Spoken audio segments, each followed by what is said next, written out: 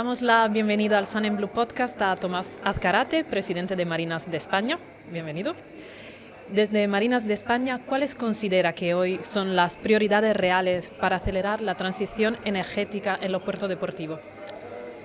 Pues muchísimas gracias por invitarnos. La verdad es que ha sido un honor tener esta mañana participar en una mesa redonda relativa a la transición energética en puertos deportivos, que al final son los núcleos de actividad desde donde se irradia todo el turismo azul, el turismo del mar. Y sin duda tenemos muchísimos retos. En Marinas de España es la Federación Nacional de Puertos Deportivos, representamos a todas las asociaciones regionales que sumamos unos 153 puertos y marinas a nivel nacional, y la verdad es que los retos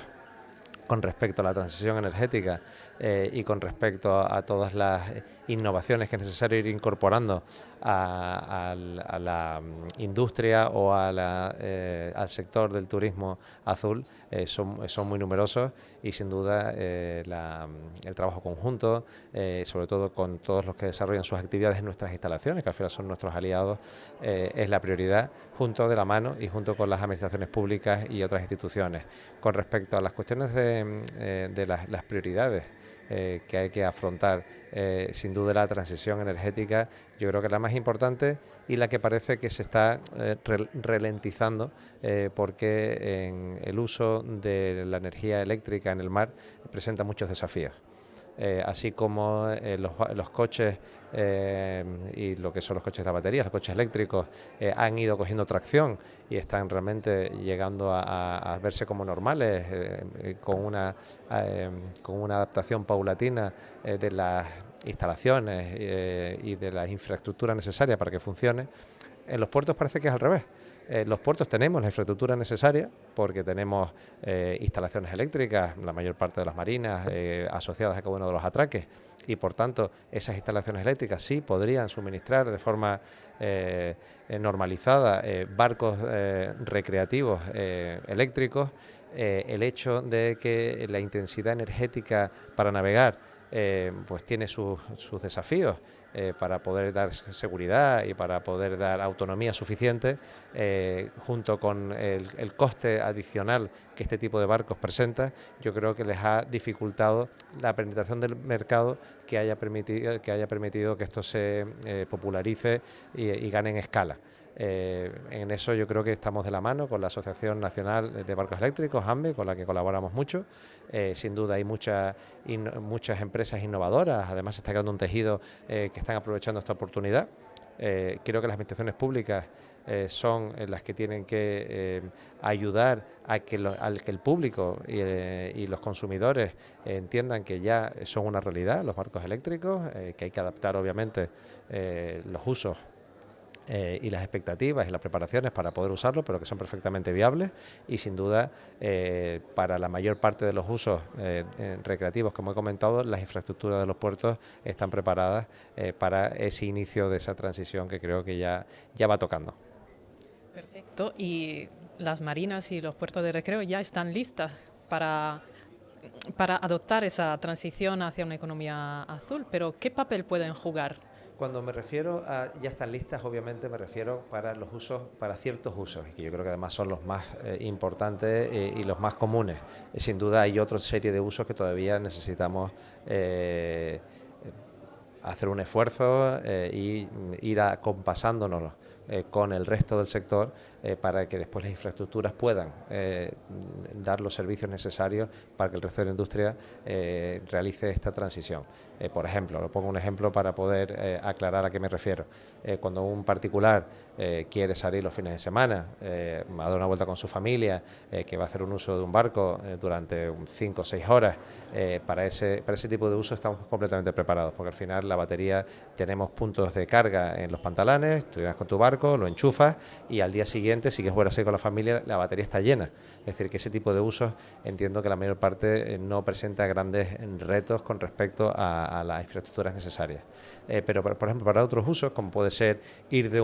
barcos que están en ruta, ir de un puerto a otro puerto, de forma que después puedas volver otra vez a tu puerto original, en función de las autonomías que ahora mismo tienen los barcos, sí que harían falta, pues a lo mejor cargadores rápidos que permitieran una carga rápida para poder volver. O, por ejemplo, usos turísticos, como motos de agua o barcos de excursiones que requieran un uso intensivo diario de entrada y salida, que para poder garantizar que todo ese recorrido se hace en base a energía eléctrica, bueno, pues hay que tener esos cargadores rápidos que permitan esa actividad. Obviamente, para poder tener eso, primero tienes que haber las empresas que van a realizar esos proyectos, y después tiene que haber la forma en la que se financia ese tipo de cargadores rápidos, que son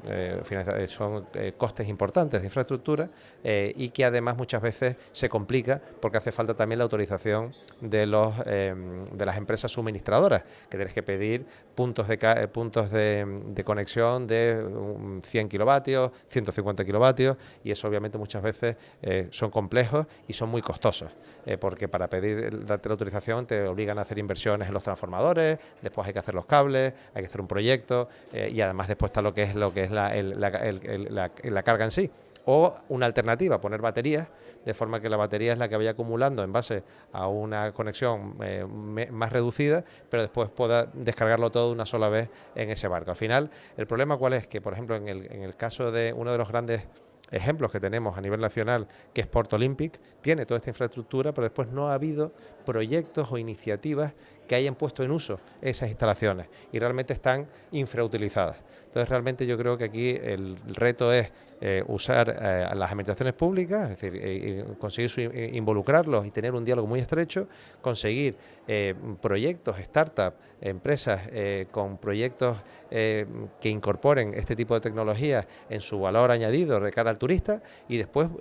realmente conseguir entre todos esa infraestructura para que esos proyectos tengan sentido y realmente tengan un uso concreto y definido, de forma que no estemos haciendo infraestructuras que después se queden pendientes de que a veces es importante para que estén disponibles para alguien que pueda surgir después, pero si puede hacerse ya con un carácter más finalista, yo creo que puede servir además como ejemplos pilotos que podemos demostrar que funcionan, y de esa forma podemos animar a otros emprendedores a tener este tipo de productos, que además son muy atractivos porque no hacen ruido, no hacen vibraciones, no hay humo. Quiero decir, a nivel de calidad turística yo creo que hay una gran oportunidad. Muchas gracias. Ha mencionado barreras, sobre todo técnicas, que frenan un poco las marinas españolas a la hora de implementar soluciones sostenibles, pero ha mencionado también cómo poder superar estas barreras. Y iniciativas como LIFE o Interreg promueven estándares ambiciosos. ¿Y cómo pueden estos programas ayudar a que las marinas españolas se conviertan en referente europeo de sostenibilidad? El tema de los fondos, las subvenciones, las ayudas públicas es fundamental. Yo creo que es la forma en la que podemos realmente acelerar este proceso, que de otra forma sería, yo creo que va a llegar en todo caso, pero sería mucho más lento y mucho más incierto. En este caso, las subvenciones que existen, por ejemplo, en temas de instalación de cargas rápidas o lo que llaman retrofit, ¿no? El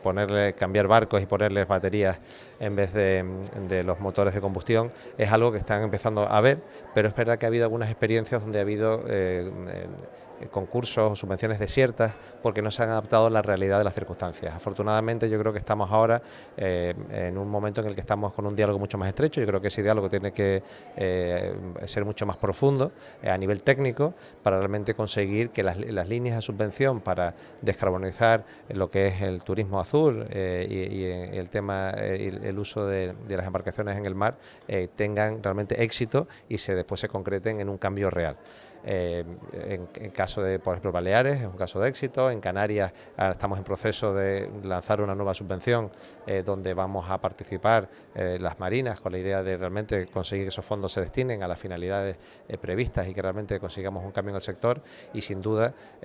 yo creo que los fondos europeos que parece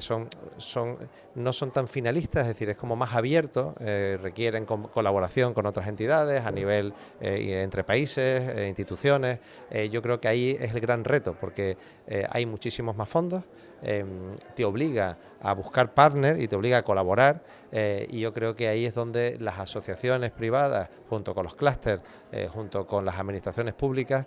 podemos buscar proyectos innovadores que realmente consigan un cambio real en lo que es la transición energética del mar. Hay muchísimos campos en los que se puede colaborar, y el problema es que hay que tener estructura,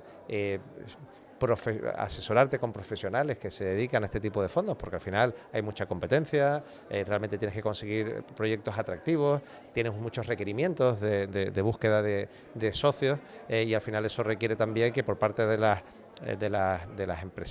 asociaciones empresariales, que al final somos las que estamos sobre el terreno colaborando con otras empresas, realmente nos involucremos en esa sistemática para conseguir aspirar a ese apoyo y a esos fondos y esos recursos para conseguir que ese cambio sea una realidad.